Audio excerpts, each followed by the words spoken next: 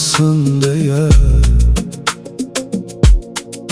sana bükmüşəm bütün ümidi. Sen benim ömrüme yağanlı varsan,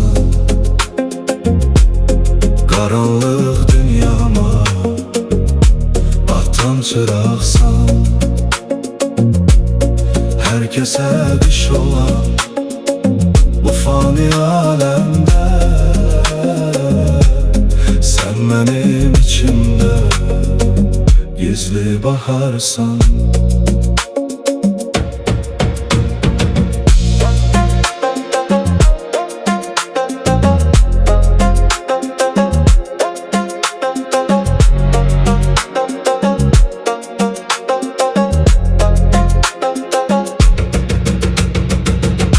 Ne bir kes bilir, ne bir kes duyur, ruhumda açılan alevvan gülü.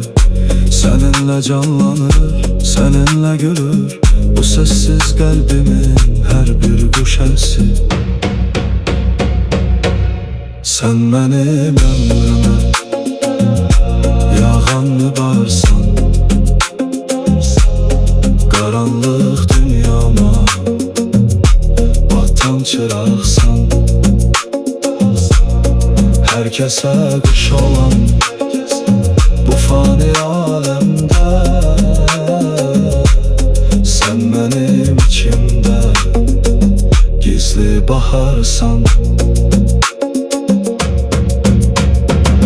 Qoy hamı zənn etsin soyuqdu günlər, benim kalbimde bir bahar yaşayar.